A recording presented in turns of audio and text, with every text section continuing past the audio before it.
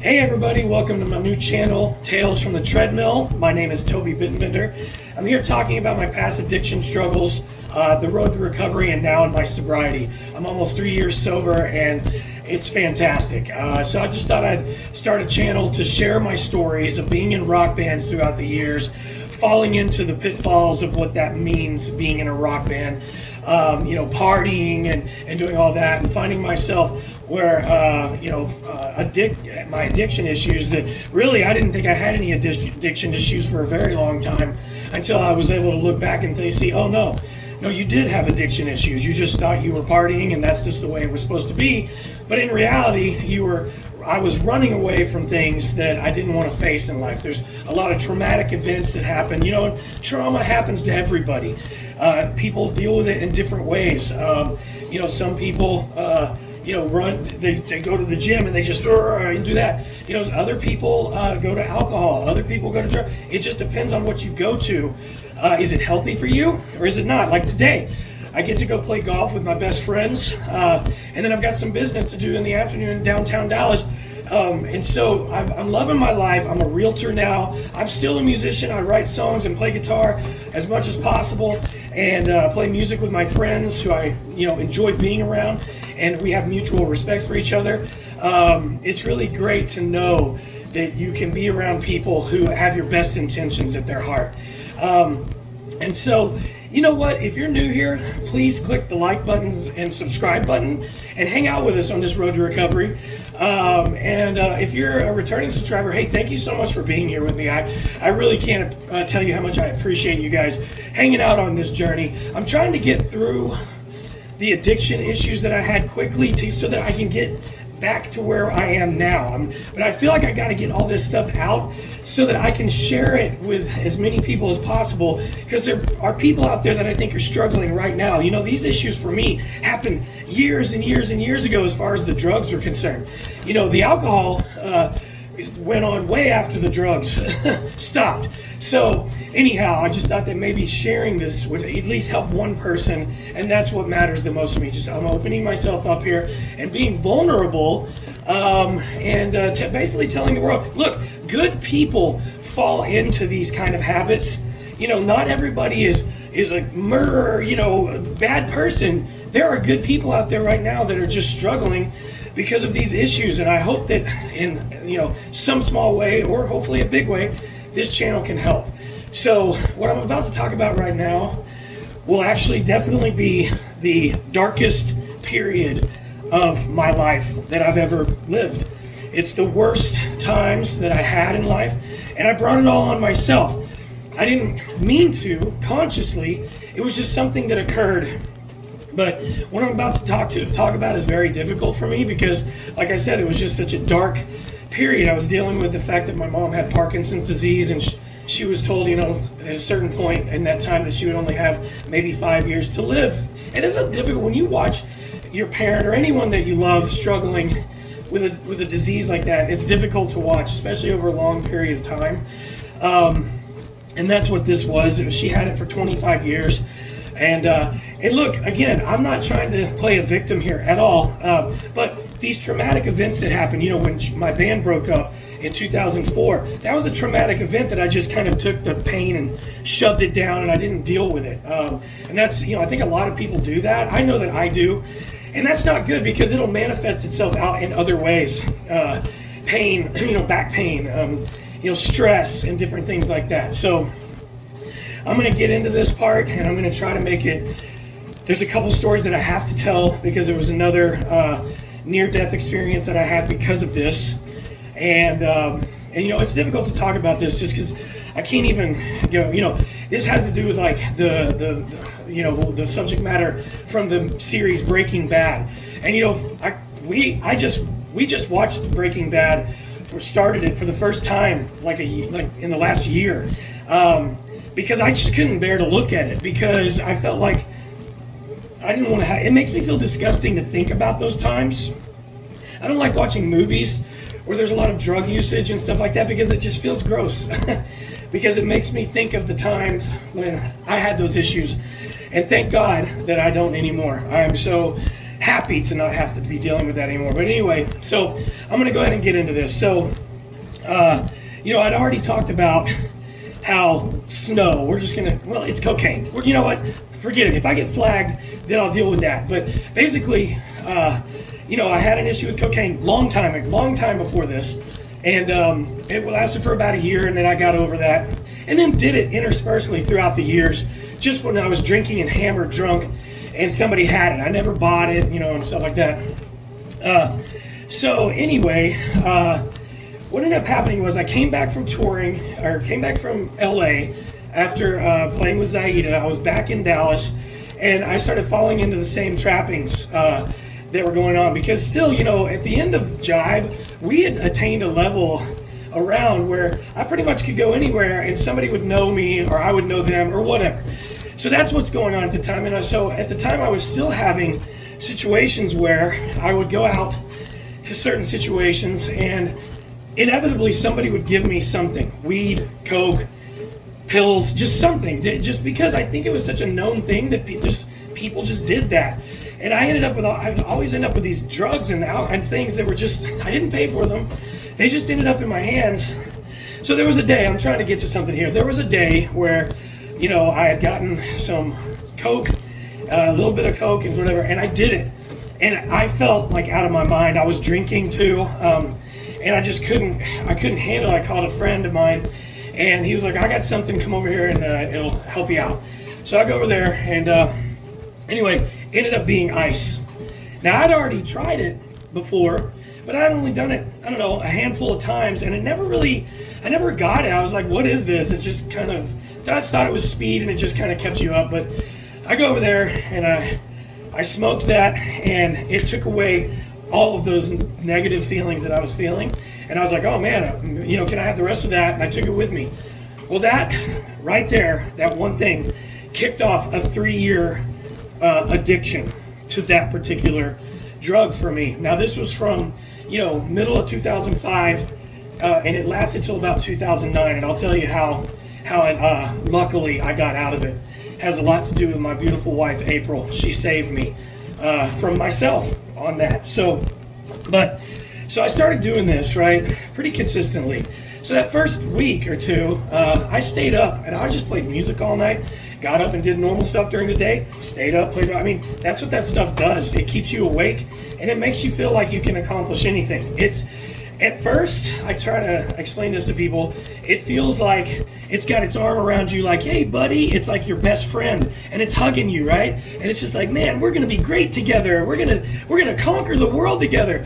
And then within 6 months, it's like doing this, but it's behind you, and it's breaking its nails down your back, and it's got a hold of you, and you're hooked, right? So I get about a year and a half into this situation, and I realize I can't go without this. This is the first time I ever felt that way.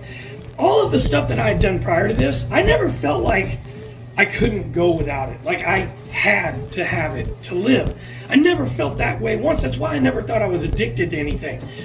But this particular drug, meth, made me feel like I couldn't go another day if I didn't have it.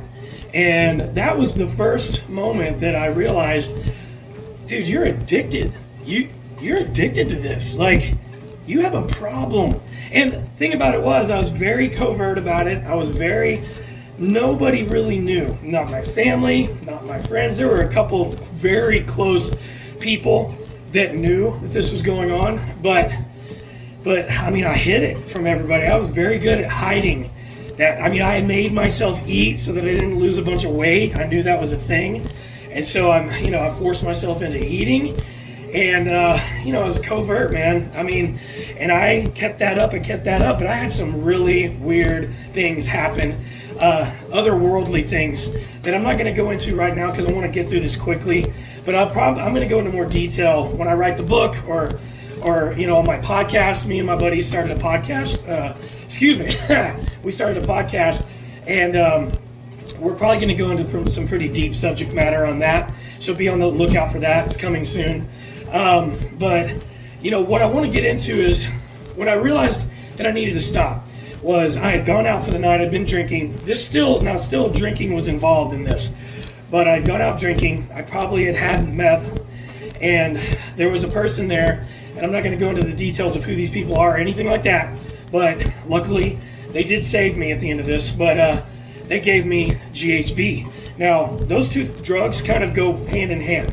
GHB and meth. People that do meth do usually GHB to kind of to bring themselves down, because you could smoke meth and you could drink a case of beer and it wouldn't affect you. It's bizarre. And who knows what the chemicals are in that and everything. So anyhow, so I took this GHB. Well, I didn't realize it was like 5 caps. I thought it was 1. I just drank it. I'm following these people to an apartment. Next thing I know, I'm lost. I don't know where I am. I don't know where they are. I'm driving. I mean, this is absolutely insane. Thank God and my guardian angels that I didn't hurt myself or anyone, especially anyone else around me. I pulled into a parking lot. There was like 10 cop cars sitting there. I'll never forget. And I was losing my mind. I couldn't focus. They came, found me. I followed them closely. Almost got lost again, even though I was right behind them, because I was going away. Get to the apartment, and the next thing I remember is I'm on the floor, and I feel something being shoved into my mouth. And I'm like, I come to, and this person is shoving a Twix bar into my mouth because I had gone limp, and I was very shallow breathing. They were 2 seconds away from calling an ambulance on me, which maybe they should have, I don't know, but no matter what, the person knew to put sugar, somehow shoved that into my mouth, and I was eating. And then for the next 5 hours, I came to, but very slowly. I was out of my mind. I didn't know where I was. And when that all ended and I was still alive, I remember thinking, that's it. I gotta change something. So I called some really good friends of mine, my closest friends, who they didn't have any idea that this was going on with me. I went over to their house, and I sat there and told them, and I cried, and I just told them, look, I'm addicted to this, and I need help. Is there any way I could stay with you? Now, it was weird, because I never once went to, rehab. I should have probably gone, but I just didn't want the world to know, and that's what kept me from doing that, right? So, and that's a long story. I'll get into that later when I'm talking about the alcoholism. So anyway, they graciously accepted me into their home, and I still was battling with the addiction. I mean, I deleted all the numbers of the people that I knew that were connected to that drug, and I stayed with them for like 6 or 8 months. I can't remember exactly, because it's that period of time in my life. Like I said, it's the darkest moment in my life. I was at the lowest that I had ever been. So ended up, okay, we'll move forward. I got a job bartending on Greenville Avenue, managing too. I didn't know what I was doing, but I was the manager. Some very cool people invited me to work at their bar, and I took it because I had nothing else going on. I didn't have a job. I was trying to get off of this drug, and so I thought that I was good. I relapsed a couple times. In this moment, I'm going to do a video on this too. I met my wife, and this is 2008. On my birthday, I met my wife. I'm going to talk about that on another video, because we have an incredible love story. It's one for the books. It's one for the movies. And I'm going to get into that on another video. And I'm going to bring her on to talk about her past issues. We actually connected on that. So we met, and I'm not going to talk about her yet and what she was going through. I want to talk about that with her. But she had gone through similar stuff, but she was on the backside of it and done with it, right? So there was a time where, and it was, I was drinking still at the time, and I was, drinking heavily because I was working at the bar. We were getting wasted all the time there. And anyway, so what ended up happening is, I just remember it was a Sunday night. I got hammered. I drove to Plano, where I lived with my buddy at the time. I had moved in with a buddy of mine and his wife. And when I got there, my idiot drunk, it's like 2 a.m, thought I should get some ice, because that will sober me up, because I felt I was so tanked. So I called the dealer guy, and he's back behind the bar on Greenville Avenue. I drove all the way back to Greenville Avenue, hung out with that dude. I thought I was just going to smoke with him and just kind of wake up. Well, when I went to go leave, he handed me a big sack of this shit. And I took it, and he just gave it to me. And so I took it. So that's Sunday night into Monday morning. So by fast forward to Friday evening, I'm still awake. I had never gone to bed. I had a ton of this stuff left. It was like 7:30 or 8. You know, we had a rooftop bar at the bar that I worked at. And me and April, we were hanging out, but we weren't like boyfriend and girlfriend yet or anything like that, but we were close. We got close real fast. She shows up like an angel to the bar on a Friday to hang out. And as soon as I saw her, I just took her upstairs to the rooftop, and I just told her, look, I told her what was going on. I haven't been to sleep since Sunday, probably Saturday. And I was like, I need your help, because if I keep going, I will keep going. I can't stop. And so she came home with me that night, and we stayed up all night talking about this, talking about the problem, talking about all this stuff. You know, she was starting to get tired and wanted to go to sleep and stuff like that. And I noticed she was passing. It was like 6 o'clock in the morning. I grabbed everything that I had left, the drugs, the pipes that I had. I put them into a black sock. I walked out of the apartment complex, went to where the dumpster was, and it was one of those dumpsters that you press the button and it pushes the trash in. So I go to that. I smashed the pipes on the ground in the sock with the drugs. I threw that in the dumpster. I pressed that button. I heard it crunching and crackling, and I bawled my eyes out for like an hour probably. It was really hard to let it go. That's all I can say is that being addicted like that, it's difficult because it's like you have a relationship, and this is bizarre, right? But I know it was bad for me, so I went back in, laid down, and just kind of watched her sleep because I couldn't sleep. But that was gone, and that was the last time that I ever did that. And I feel like if April hadn't have shown up there at the bar that night, I don't know what would have happened, because I was on a mission, a bad mission at the time, and I couldn't stop myself. So anyway, that was the end of that, luckily. That was 2000, probably, I want to say that was 2009. I'm going to say that. So we're talking 13 years ago. So I'm 13 years removed from any of that stuff. So all of the craziness started to subside as far as the drugs were concerned back then. But I had just started at that bar. I'd worked at the bar maybe a year or two, and I was bartending, and that led me into the next phase of what I'm going to get into, which is just alcohol. So, you know, and some other things interspersed throughout the years, but very seldom. That's why I say that my drug issues went away in 2009, because as soon as I got past the meth, thank God I got past the meth, because I used to tell people, you know, you either die or go to jail, or you find a way out, quit. And I don't think a lot of people get to find their way out of it. So I feel very blessed that happened. Listen, guys, I know this is a little bit longer of a video today. I'm sorry, you know, if I'm taking up too much of your time, but I do appreciate you being here on the road to recovery. You know, these are I want to get past these things because life is so great right now. I'm about to go play golf with my best friends. You know what I mean? And then I'm going to do some real estate stuff in the afternoon, play guitar later on. It's a beautiful life, and I'm loving it every single day. Again, please like and subscribe to my channel. Thank you all so much for being here. I hope you have as wonderful a day as I'm about to have right now. Thanks, guys.